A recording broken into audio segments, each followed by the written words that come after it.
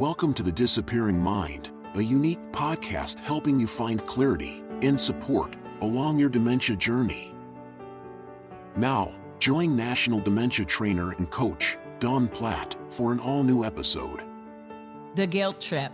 You promised you'd never put me in a home. Welcome back to The Disappearing Mind.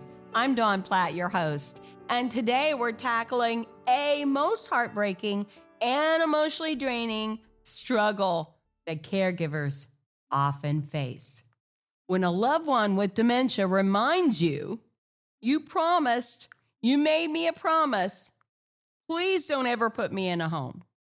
If you have ever had this conversation, you know that guilt can be overwhelming.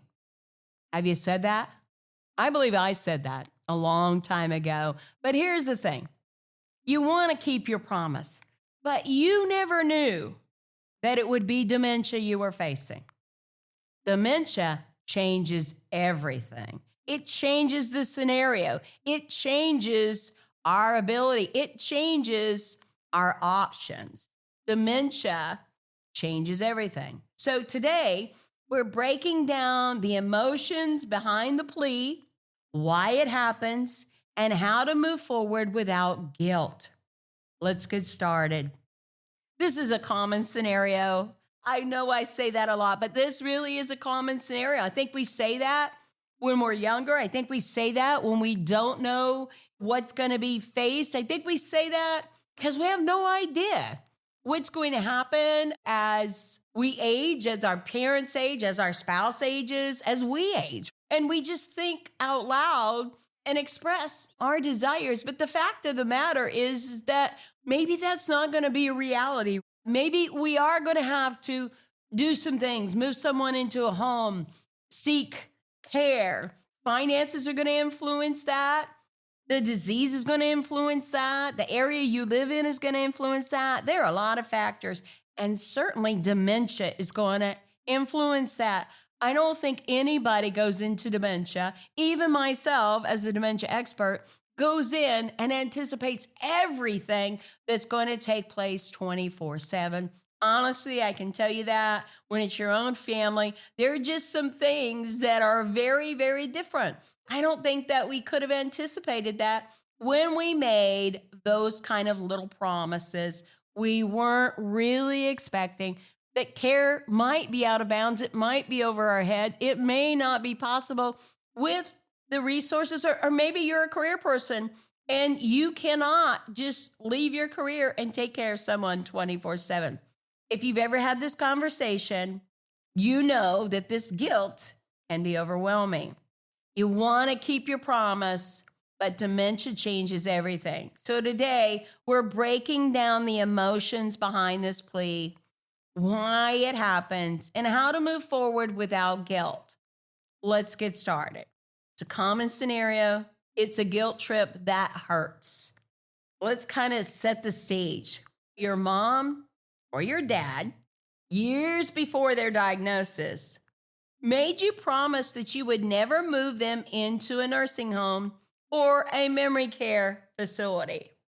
Maybe they went and visited a friend. Maybe they went and visited their own parent, your grandparent. At the time, it seemed reasonable. You loved them. And of course, you wanted to take care of them forever. Historically, maybe no one in your family's ever had dementia. Maybe they had other diseases and were able to age at home, or there were family all around that took turns keeping that grandparent and taking care of them until the time they passed. But now things are different. Life is different, and diagnosis is different. They're wandering. They're unsafe. They need 24/7 care, and you're exhausted. Yet every time you mention additional care, they look at you with sadness or anger, and they say, "You promised." Have you heard that before? Do you know what I'm talking about? Can you relate? It's one of the hardest moments a caregiver can face. I'll tell you, I see spouses that are overwhelmed when they have to place their loved one for additional care. It is very difficult. They are overwhelmed with grief. So let's talk about kind of why this happens, and let's talk about some tips and understanding, unpacking what's actually happening here. Why do they say this to us? Why do they say? And I think one of the things is the fear of the unknown. Your loved one is afraid of aging. They're afraid of dying. They're afraid of losing control of what they've had. And I think that's a perfectly normal scenario. I think many of us will feel that way. Dementia already takes away so much from them. And moving them into a memory care community may feel like the final loss of independence or even assisted living. They may feel that way. My mom lived to be 96. She's been gone a year now. I think up until the end, she felt like she was independent. She felt like she actually took care of herself. She just was not in the reality of that she needed 24/7 care, that she wasn't safe. And I think it kind of feels like the final loss of independence for them. Kind of like that step when you take away the car. It's like a huge, huge milestone in their life. But when someone goes into a nursing home, an assisted living, a memory care, oftentimes it's a mindset and they feel their loss of independence. And I don't think anybody wants to lose their independence. Let's talk about the past versus the present. When you made that promise, neither of you could have predicted how dementia would change things.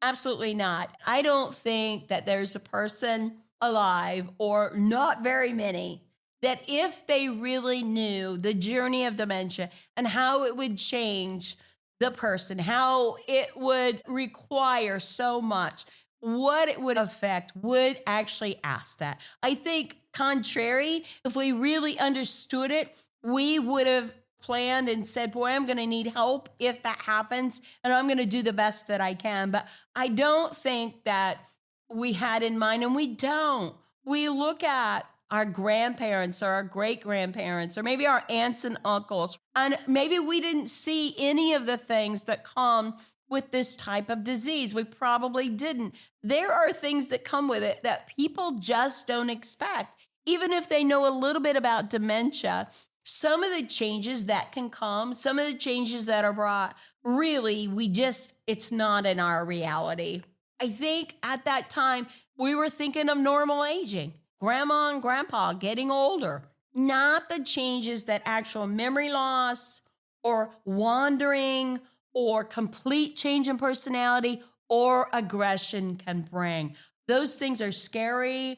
They're the unknown. They're the unpredictable. We weren't thinking of those kinds of things. We probably wouldn't have made those promises in the same way. Guilt is actually a coping mechanism. Some people with dementia unintentionally use guilt as a way to hold on to their familiarity. Everybody wants to be among the familiar. It really helps them navigate the unknown world. People with dementia are navigating spaces every day. Some of it's common, some of it they have memory of, recollection of, and other parts not. And so guilt is their way to hold on to what is familiar. And after all, I think we would all want to hold on to the things that are familiar to us, that are common, that bring us peace, that bring us solace. And even if they don't remember everything, they remember emotions. And they know how to trigger a response in you. I just say that because I've seen it over and over. They know how to trigger a response in you. I have seen individuals transition into assisted living, senior living, into memory care, and they will go through a transition time. They may or may not, depending on where they're at in the dementia process, say, why has my family brought me here? Why has my family left me here? Or why is my wife not here? Where is she? And the reason for that is they do not see the changes that dementia brings. They are actually unaware. It's not really denial. They are unaware of the change in their condition. in their mind, they may still think that they are fully capable to drive. They are fully capable of taking care of themselves. They are fully capable of working or cooking or engaging in independent decision making, independent tasks, when in reality, they are not able to do that.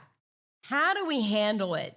How do we handle this situation, this guilt, this whole process that we may feel? And it's not uncommon. I think I went through some of this too, knowing that what was really best for my mom.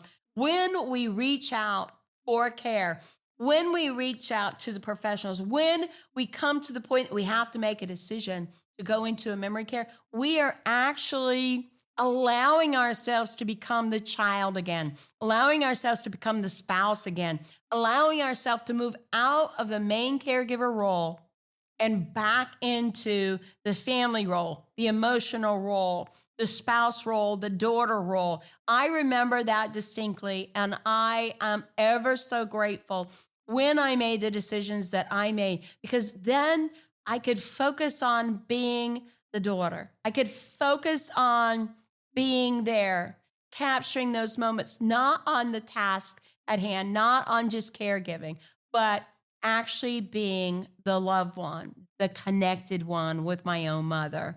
You need to acknowledge their feelings, but don't argue. Instead of saying we have no choice, you can't live home anymore, you might try a little gentler approach. I know this is hard. I love you, and I only want what's best for you. Those are the things. I will be there with you. I will not abandon you. I know this is difficult. These validation, these recognition and acknowledgement of feelings is going to be really important when you're talking to someone who brings this fact up to you. So I think a compassionate response will acknowledge their fears without making promises that you can't keep. You did not know, and they're not going to understand that they have passed the threshold of safety. They have gone beyond the care that you're capable of giving. We are not all born caregivers. We are not all capable of providing that care. And I think it's perfectly legitimate to acknowledge this, that you're getting assistance to do what's best for them. And I think that that will really make a difference. Maybe you need to reframe that promise. If you promise to keep them safe, then remind them, I promise to take care of you, and this is the best way I can do that now. I think that that really can switch the mindset for them. I think the fact that you're not only acknowledging them, but you're validating how they feel. But I think you're also saying, I do love you, but I need assistance. And this is the best way. This is the best choice for us right now. Can set them at ease and really kind of turn this thing around. Give them a sense of control, even in small ways. Let them have a say in any transition. This is really important, especially if you're transitioning into assisted living or memory care. Picking out decorations for their room, going and meeting people, being there, engaging, but deciding how they want their room to be, what things that are most important that they would like to take, the things that they value, the things that bring them memories, the things that bring them comfort, picking out the decor to personalize their room, choosing what clothes to bring. Really, really important. This one would really change my mom's outcome, her thought process. She loved clothes. She loved being around clothes. She loved touching her clothes. She loved playing with her clothes. She loved cleaning, getting spots, all of those things. Let them choose what clothes they're going to bring and compliment them on those clothes and how good they look on them and all of those kinds of things. That will give them a sense of control, that choice. And then having a say in visit schedules of when you're coming and when they need you, and reassure them that you are going to be there to visit them, that you're going to call, that you're leaving now, but you'll be back tomorrow morning. Or Mary Jo will be here or Sam will be here. Just let them know what the schedule will be like, that you're not just abandoning them. We'll give them that sense of control, that sense of knowing that you're coming to visit, and that can put them at ease. Don't take this reminder of what you promised. Don't take it personal. I know it's really hard. If you're angry, this is the disease talking. Even if they're nasty to you, and believe I went through a little bit of that, and I was like, I cannot believe this is my mother. What have you done with my mother? If they're angry, if they say things, it is the dementia talking. It is not your loved one. It's the dementia. They are not able to process things, to balance their emotions, to make good judgments. It's very difficult for them. Do not take it personal. Please, please remember that. Many people who initially resist moving into care do adjust over time, and sometimes they even thrive. They meet new people. There is stuff going on. There are people of their age. There are people they can talk to.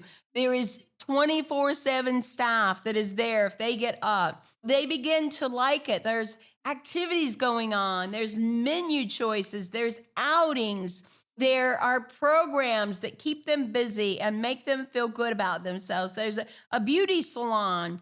There are things going on, the hustle and bustle. They have their private space, and there are others there in their age group that provide them with wonderful opportunities for new friendships, for new relationships, and that is really going to make a difference. There is an adjustment time, but it does come. It actually does come. We've got to let go of the guilt. The truth is that guilt is part of caregiving. But you need to ask yourself, I made this promise, but can I keep it? I really can't keep it. I have a career, I have a family, I have grandchildren, I have my own health issues going on. I'm really unable to do this. Don't feel guilty. Let go of that guilt. Ask yourself, are you making this decision out of love? Is this the best thing? Are you making it out of love? Will your parent, will your spouse be better off because someone else is there to support care 24/7? And that answer is yes, making it out of love. Are you ensuring that they're safe and cared for? Safety is number one, always number one. It's very hard to 24/7 guard someone and their safety, especially in your home, without added layers of help. You are ensuring their safety and their care. You can still oversee and care manage them, but are you ensuring their safety? Is this about that? And I think that our decisions were based on that, and many people's decisions are based on that. Would they want you to destroy your own health and well-being trying to keep a promise that no longer makes sense? I've shared this with you before, but my mom got progressively worse at the birth of our first grandchild. And we actually had relocated back so that we could be very near for the birth of that first grandchild. And so I had to share caregiving along with becoming that grandparent, supporting our children. And it was very, very difficult. Would your loved one want you to have to give up other things in your life to not make this decision? And I think that it's really important. And I think that you would say when they were healthy, no, they would not do that. That should help you let go of guilt. Letting go of the guilt doesn't mean that you don't love them. It doesn't mean that you don't care. It means you're making hard choices that they can no longer make for themselves. Dementia demands. Dementia requires.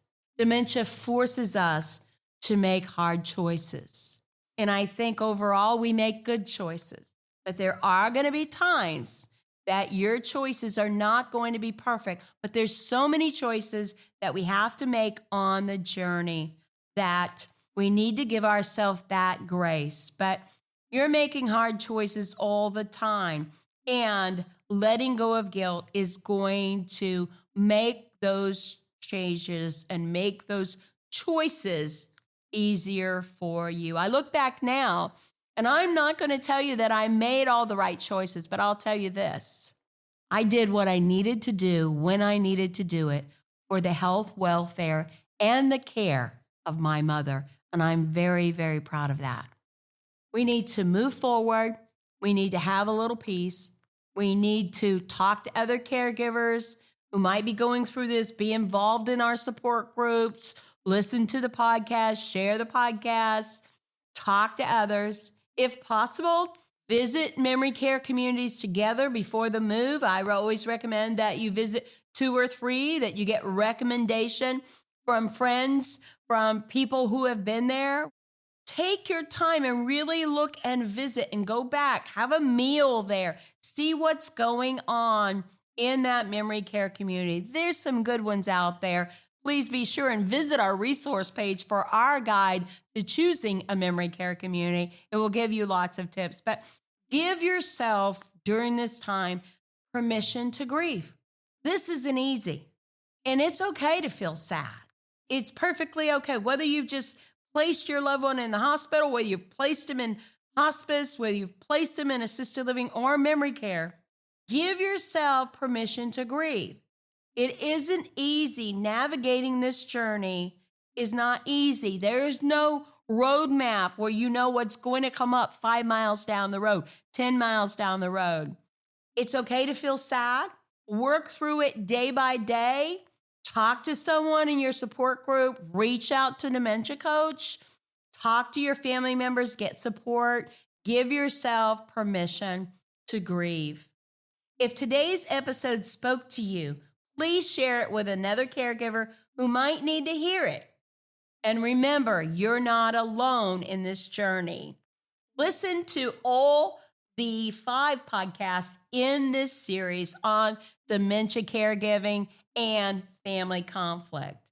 Until next time, take care of yourself. Be sure to stay tuned to the podcast. Reach out to us with your comments, your questions to thedisappearingmind.com. Until next time, this is Dawn Platt. Make it a memorable day. Thank you for joining us for the Disappearing Mind podcast. We hope it's helped you find clarity and support along your journey. Be sure to subscribe to never miss an episode, visit our website to suggest future topics, and share the podcast with friends and family.